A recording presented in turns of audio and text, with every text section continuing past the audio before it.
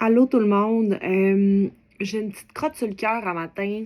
J'ai besoin de vous parler à propos des abandons, à propos des cochons au refuge, à propos des adoptions irresponsables, à propos des gens qui sont pas capables de prendre leurs responsabilités.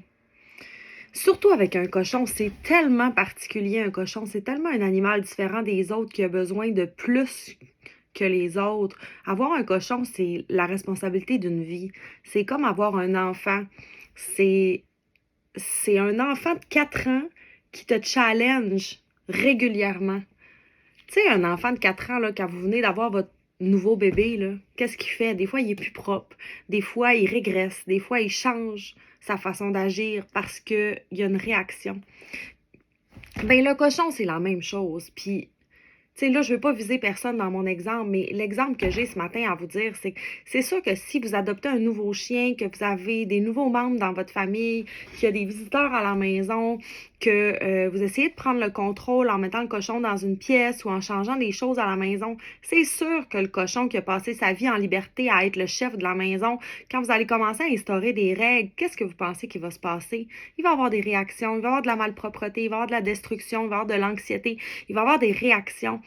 Puis nous, les humains, on est les personnes, l'animal le mieux outillé, vu notre intelligence, pour aider notre cochon. Mais je dis notre cochon, ça pourrait être notre enfant, ça pourrait être n'importe quel membre de notre famille qui a besoin d'aide. Puis ces temps-ci, sérieusement, dans le refuge, là, c'est le chaos. C'est le chaos parce que depuis le COVID, là, disons les vraies choses, là, il y a tellement eu d'adoptions durant le temps du COVID que là, il n'y a que des abandons. Puis je parle pas juste des adoptions de cochons. Là. Je parle des adoptions de chiens, de chats, de tous les animaux de la planète.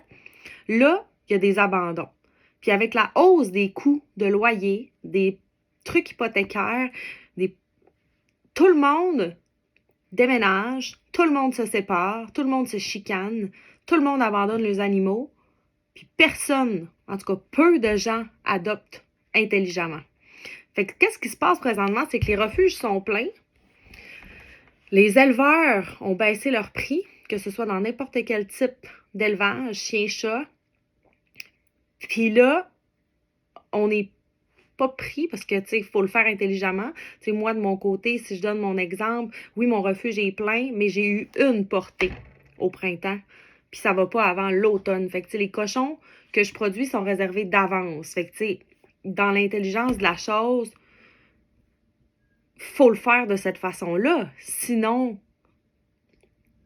on fera plus rien. Puis, oh, je sais pas où je m'en vais avec mon sujet, mais je veux juste vous dire que tabarouette, prenez vos responsabilités, puis assumez. Tu sais, si vous trouvez pas de loyer qui accepte les animaux, ben cherchez encore. C'est plate, mais cherchez encore. Ça existe. Ça existe. Ou offrez aux propriétaires un montant d'argent compensatoire. Si jamais il y a des bris, vous allez être là, vous allez payer. Si jamais il y a des plaintes, quoi que ce soit, organisez-vous pour trouver des solutions. Il y en a des solutions. Ou, ou vivez à 2 familles dans une maison. Je sais pas quoi vous dire, mais moi, je suis une fille de solution. Puis quand il y a un problème, je trouve quelque chose. Là, on peut pas se mettre à... Je sais pas. Je sais vraiment pas où je m'enligne avec ça. Je veux juste que vous preniez conscience que ces petites bêtes-là, ils ont un cœur. Puis ils ont de la peine. Puis ils vivent des émotions. Puis on dirait que tout ce que vous avez hâte de faire, c'est qu'ils partent. Moi, en ce moment, là, j'ai une belle liste d'attente pour rentrer à mon refuge. 2, 3, 4, 5, 6, 7 cochons en attente pour rentrer au refuge. Puis depuis le mois d'octobre, ça n'a pas bougé, pratiquement. Fait que j'ai pas de place. Puis je ne mettrai pas votre cochon dans un enclos à 3-4 pour qu'il se fasse blesser. Parce que vous avez hâte qu'il parte. Tu sais, les SPCA, les refuges, moi, je refuse que mes clients envoient leurs cochons là-bas. Fait que votre responsabilité, c'est d'être patient puis d'attendre d'avoir une place. Puis, je suis là à vous donner des outils, à vouloir vous envoyer des vidéos éducatives comme le webinaire sur la hiérarchie qui répondrait à 99,9% de vos problèmes. Mais on dirait que quand c'est le temps de trouver des solutions, il y a que moi qui a des solutions. Tu sais, c'est comme plus d'énergie pour ça. Tabarouette, faites ça avec vos enfants aussi. Quand là, ça va plus bien à l'école puis qu'ils n'ont pas des bons résultats, vous lâchez prise puis vous les laissez devenir des petits drogués dans la rue? Je le sais pas.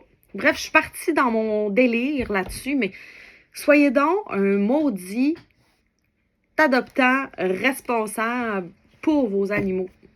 C'est ce que j'ai envie de vous dire ce matin. Puis conscientisez-vous. Puis quand vous prenez une décision, faites-le donc en réfléchissant à si je suis plus avec mon chum, qu'est-ce qui va se passer? Puis si je perds ma maison, qu'est-ce qui va se passer? Puis si je déménage, qu'est-ce qui va se passer? Puis si mon enfant, il devient plus bon à l'école, qu'est-ce qui va se passer avec mes animaux?